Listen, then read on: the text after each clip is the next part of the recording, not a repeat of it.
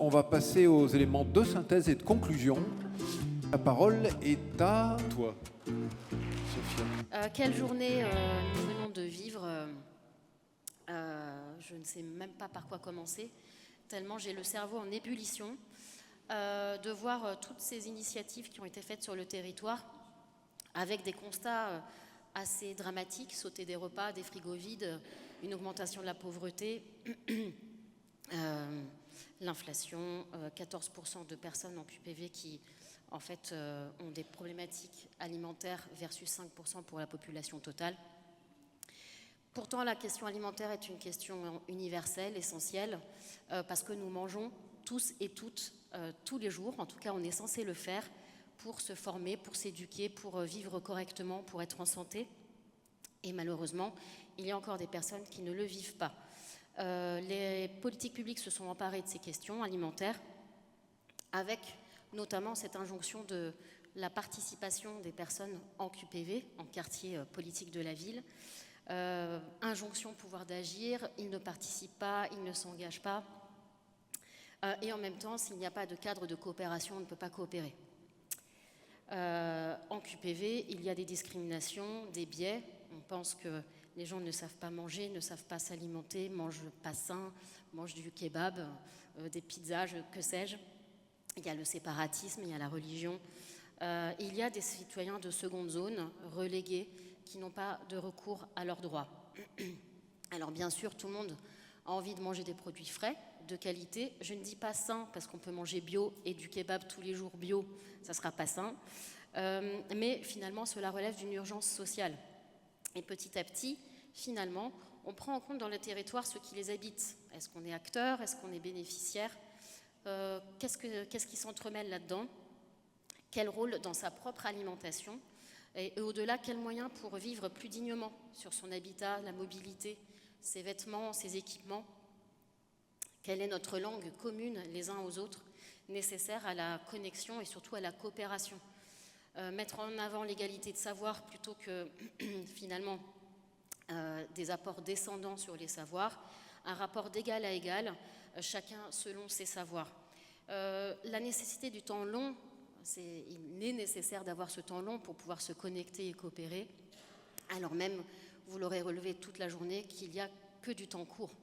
Il n'y a que du temps court politique, du temps court des politiques publiques, et c'est compliqué de pouvoir dégager du temps pour faire ensemble.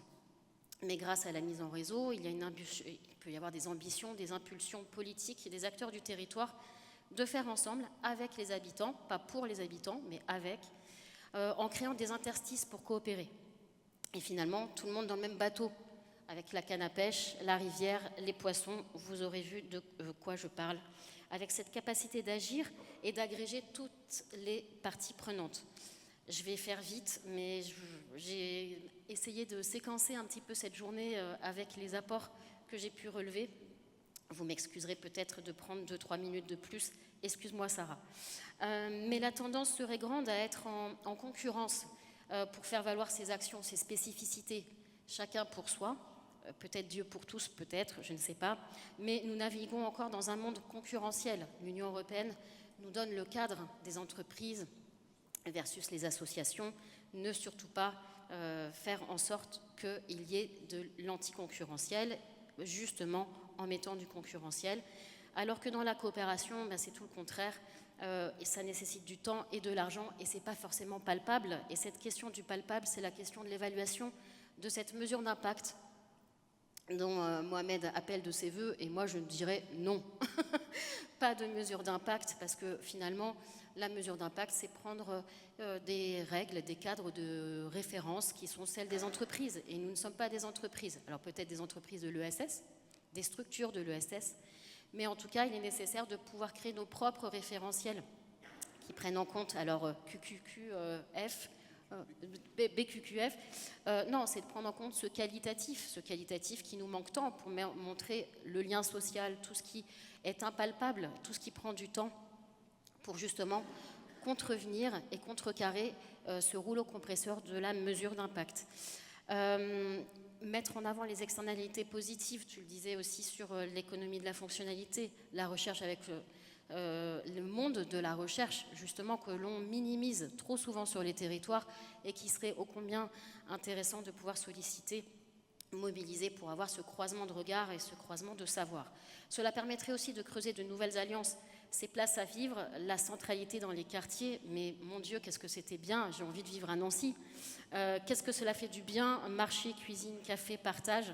On était bien tout à l'heure et en fait, je pense qu'on est bien même toutes les semaines quand on va à cette place de marché avec un système de cartes révolutionnaire qui permet l'accès à une alimentation locale, bio, de qualité et au prix juste pour tout le monde, agriculteurs, agricultrices, paysans, paysannes, comme pour les consommateurs, consommatrices, consommateurs, consommatrices, avec chacun ses moyens financiers, car il y a des fonds publics abondés en aval pour l'accès à cette alimentation. Ce projet permet de mettre en avant de nouvelles alliances dans une position de rupture totale avec ce que nous vivons aujourd'hui, qui ouvre des perspectives pour l'avenir. Et on en a besoin aujourd'hui pour accompagner les dynamiques, aller vers et poser le territoire, le bassin de vie comme une entité à part entière avec des liens à créer entre la ville et le rural. Ça ne peut pas être autrement. L'alimentation doit mettre à égalité tout le monde. L'insertion par l'activité économique permet de mettre en avant justement des personnes qui vont œuvrer, travailler, qui vont être des facteurs de transition, des rassembleurs, rassembleuses qui vont faciliter des passeurs justement, régies de quartier, jardins de cocagne, toutes ces initiatives extrêmement intéressantes et qui doivent être défendues ardemment. À travers l'IAE, ce sont des sorties positives, des liens, des emplois stables, des nouvelles compétences, des moyens en tout cas de pouvoir raconter de nouvelles histoires et de pouvoir lier cela à l'alimentation. C'est sans compter justement ces nouvelles saillies sur le plan, le PLF 2026 versus 297 milliards, tu le disais tout à l'heure, pour les entreprises à qui on ne demande aucune contrepartie. Aucune. La charge de la preuve est imposée aux associations ou aux structures de l'ESS qui doivent négocier pied à pied pour chaque euro. Bien évidemment, c'est de l'argent public, il est nécessaire de le mettre et de le justifier, mais quid de cette distorsion avec les entreprises qui bénéficient, elles, massivement de ces financements. L'État local, les collectivités, les bailleurs sociaux, les associations agriculteurs, agricultrices, CCAS s'organisent ensemble dans cet écosystème qui fait sens et qui se serre les coudes, même si c'est compliqué. Et on sent que vous êtes chacun et chacune à votre place, sans concurrence, mais en complémentarité, en répondant aux besoins essentiels du territoire. L'alimentation est un vecteur de transformation et d'émancipation pour devenir pleinement citoyen et citoyenne. Égalité des droits versus égalité des chances. Ces coopérations locales, c'est à 360 en adoptant les réponses aux réalités que vivent les personnes. Imaginons que les places à vivre, et j'ai bientôt fini, les places à vivre se développent sur la santé, ce qui est déjà un projet, je trouve ça hyper intéressant, mais aussi sur la mobilité, les équipements, les vêtements, dans une perspective large pour enfin poser les bases communes, ensemble, des mêmes ressources, les communs sur les territoires. Et faire en sorte que l'on passe des places à vivre au territoire à vivre de manière inclusive, favorisant le lien social, permettant un véritable accès aux droits individuels, collectifs, avec un secteur associatif et des structures de l'ESS vivantes, pas moribondes. Et nous en aurons bien besoin, et je termine par cette perspective peut-être un peu sombre, contrer les forces populistes à l'œuvre réellement dans toutes les strates de la société qui souhaitent œuvrer à l'exact contraire, ce que nous essayons de mettre en place aujourd'hui. Merci.